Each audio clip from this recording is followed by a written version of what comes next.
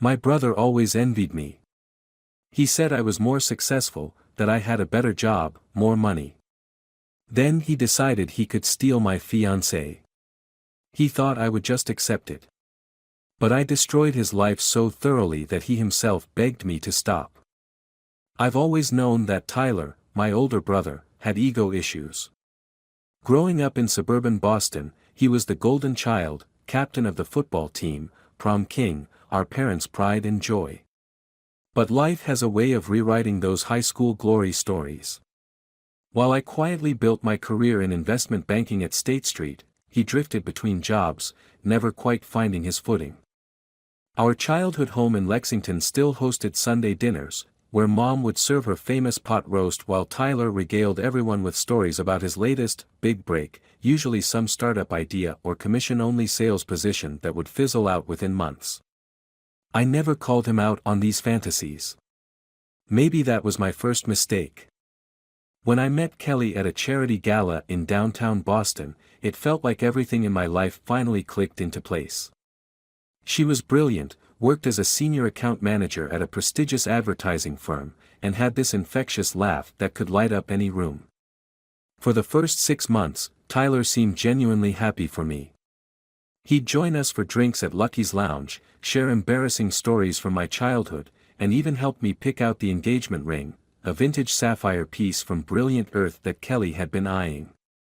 The shift was so subtle I almost missed it. It started with little comments when Kelly wasn't around. "You really think she's settling down with you? A girl like that usually goes for more exciting guys." I dismissed it as Tyler being Tyler, always trying to get under my skin. But then the texting started. At first, it was innocent enough. Tyler would ask Kelly for restaurant recommendations or career advice, playing up their shared interest in marketing. I trusted them both completely. After all, he was my brother, and she was my fiancée. The late-night client meetings became more frequent. Kelly's phone would buzz at odd hours, and she'd quickly flip it face down. She started changing her passwords, keeping her laptop closed when I walked into the room. Small things, really. Things you don't notice until you look back and realize they were the first drops before the storm. I might have remained blissfully ignorant if it weren't for a technical glitch. Kelly had logged into her iCloud account on my iPad months ago, and one evening, while working late at the office, her messages started syncing. There they were, hundreds of them, spanning months. The earliest ones were friendly, then flirtatious. Then came the photos.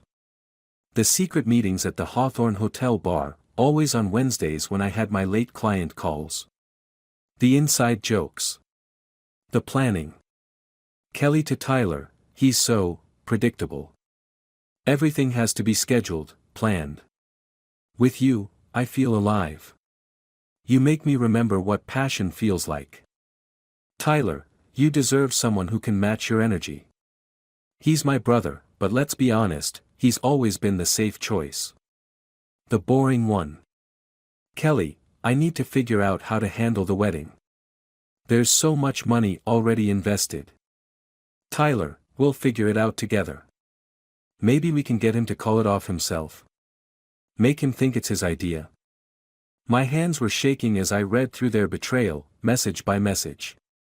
They hadn't just cheated, they had conspired, plotted, manipulated.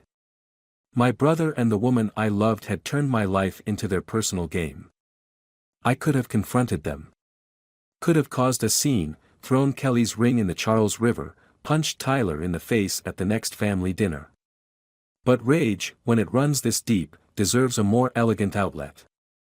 I spent the next 3 days meticulously planning, turning my pain into precision. Tyler had always been careless with money, and I knew all his secrets.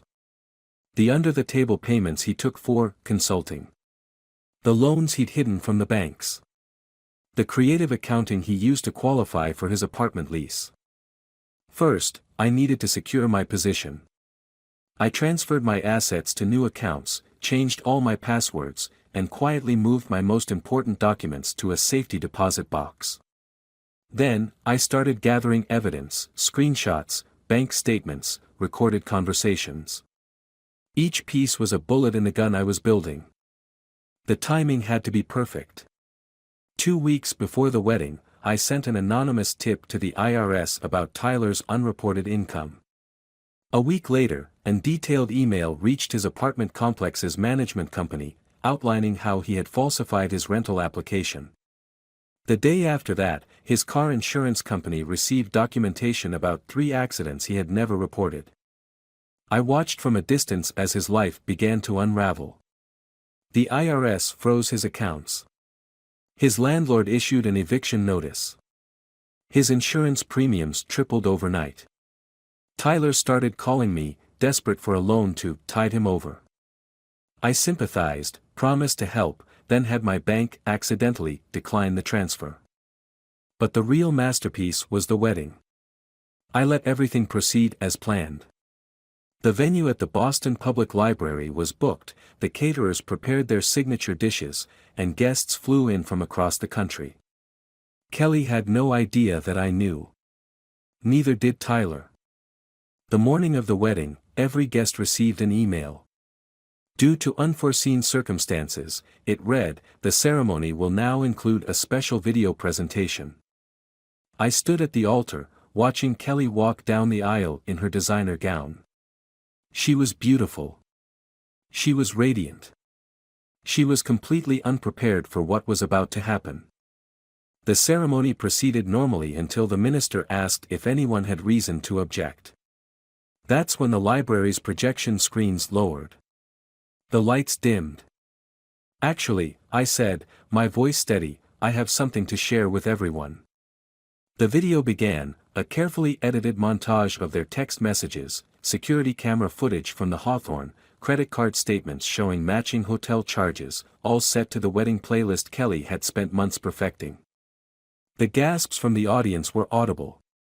Kelly's parents, who had spent a fortune on the wedding, watched in horror as their daughter's duplicity was exposed frame by frame.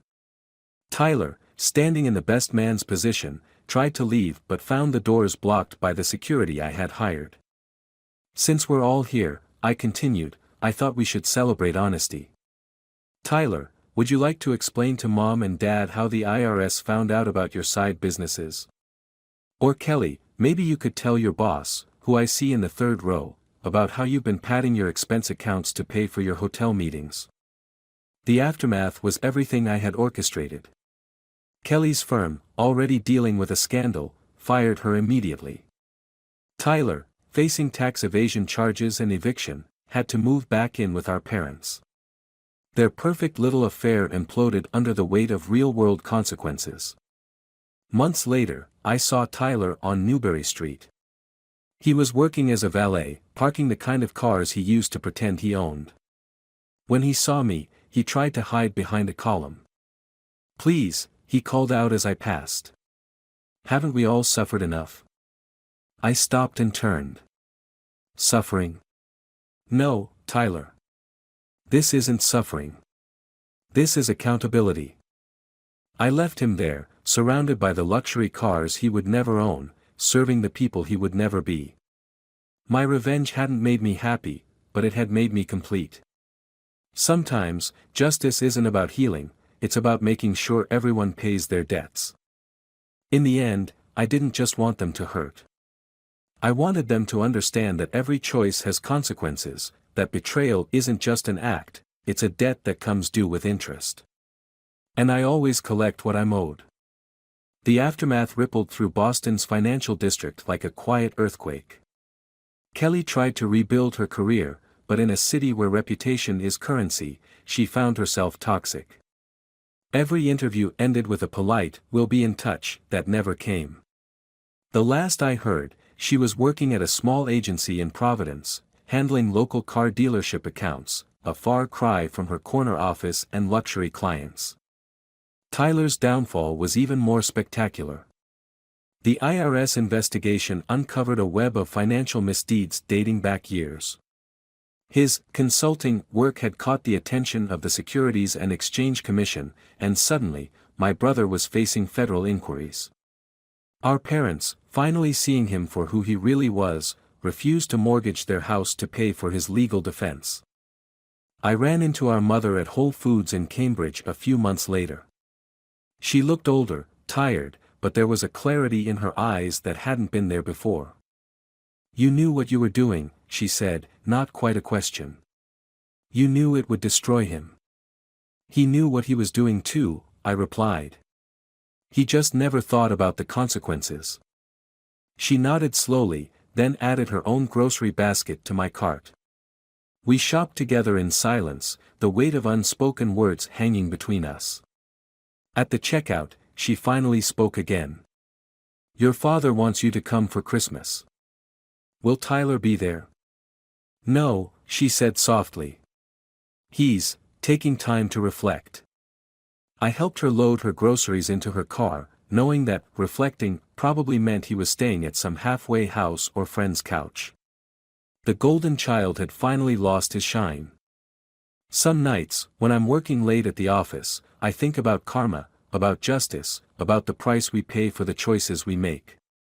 I think about Kelly and Tyler, about how they thought they were writing a love story, but ended up in a cautionary tale instead. They say living well is the best revenge. But I disagree. The best revenge is making sure that every time they look in the mirror, they see exactly who they are. And now, they'll never be able to look away. Sometimes I wonder if I went too far, if the punishment exceeded the crime. But then I remember the look in Tyler's eyes at that wedding, not of remorse for what he'd done, but of anger at being caught.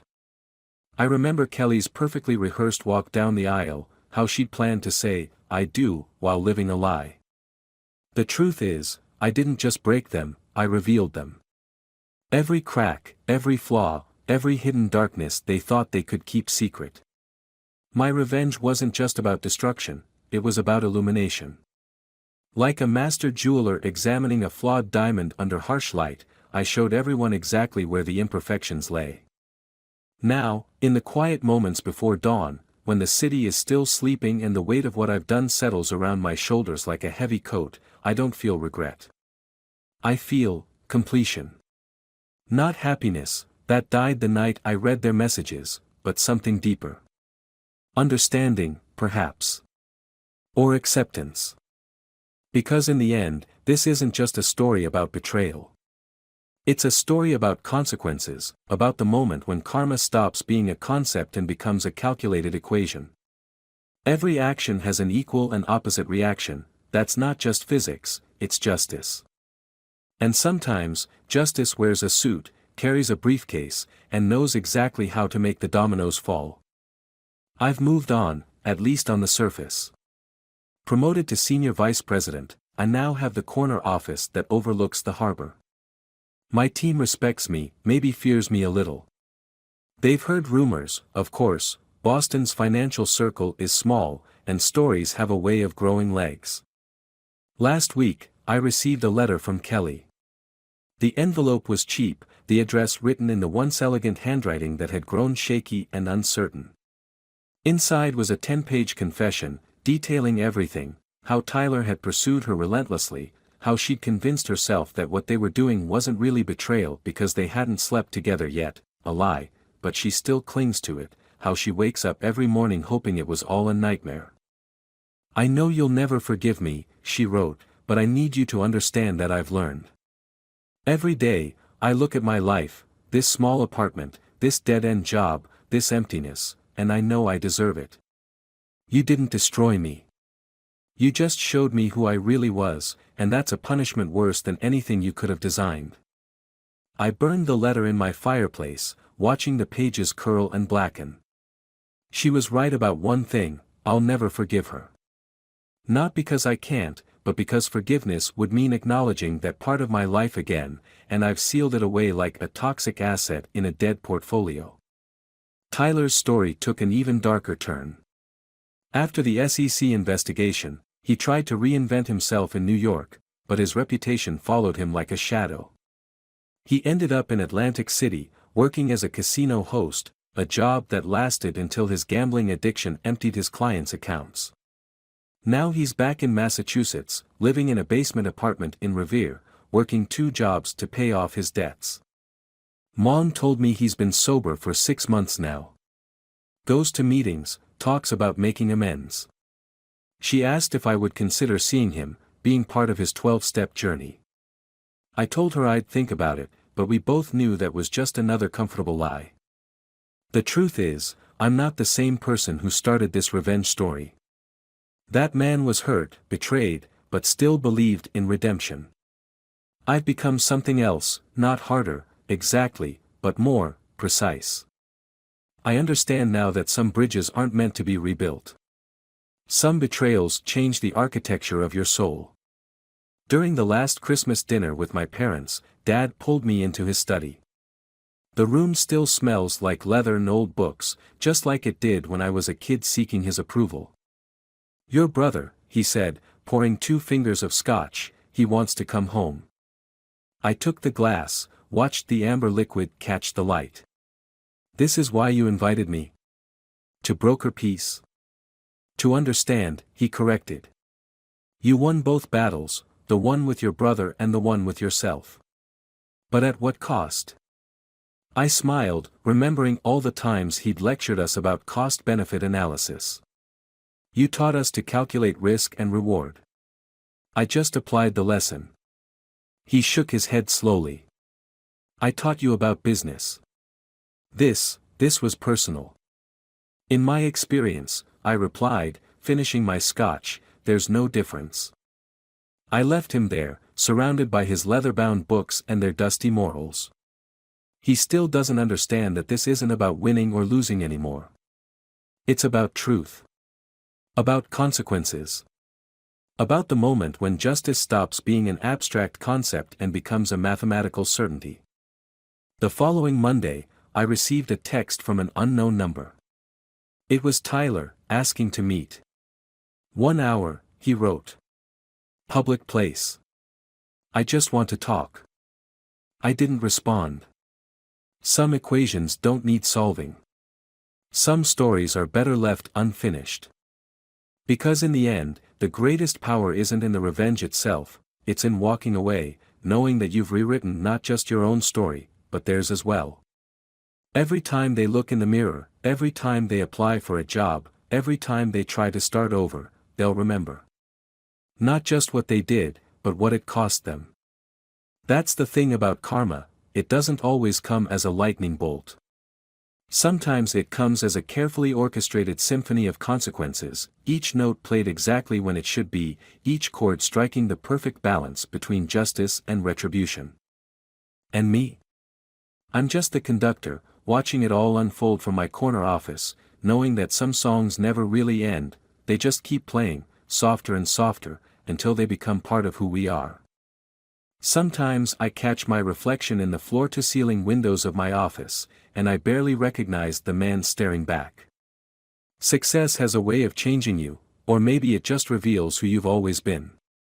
The junior analyst who once worried about his brother's approval has been replaced by someone harder, someone who understands that power isn't about strength, it's about precision. Last month, I was invited to speak at a Harvard Business School seminar about crisis management in financial institutions. The irony wasn't lost on me, teaching others how to handle catastrophic failures when I'd engineered one so perfectly. During the Q&A, a student asked about ethical decision-making in high-pressure situations. I found myself thinking about Tyler, about Kelly, about the detailed flowchart of destruction I'd created. Ethics, I told them, are not about right and wrong.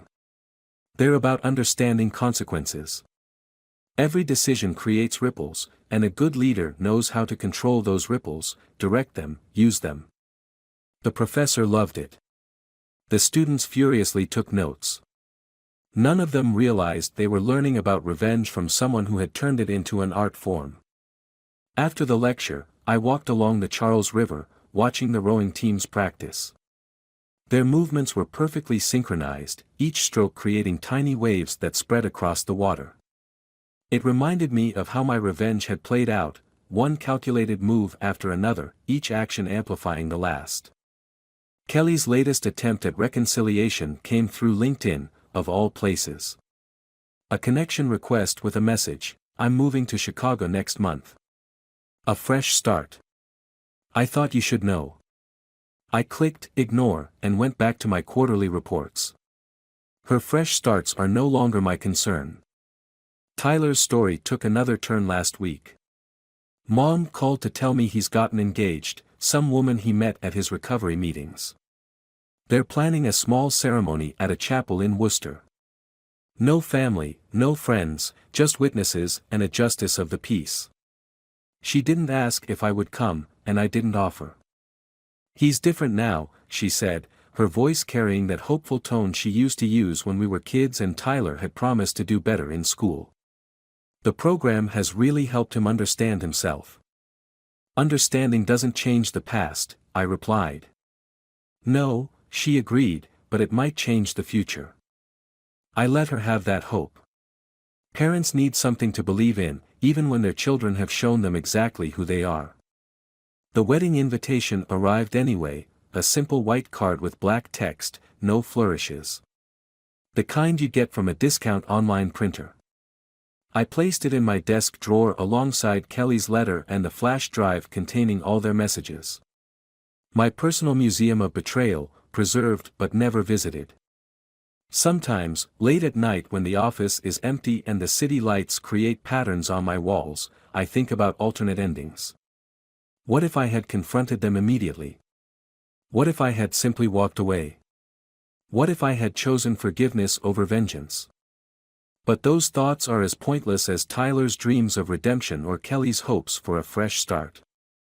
We are all bound by the choices we've made, the actions we've taken, the consequences we've set in motion.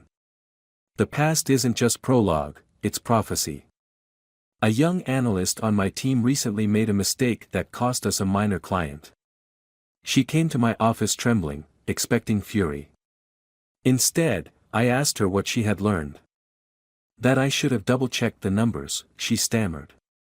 No, I said quietly.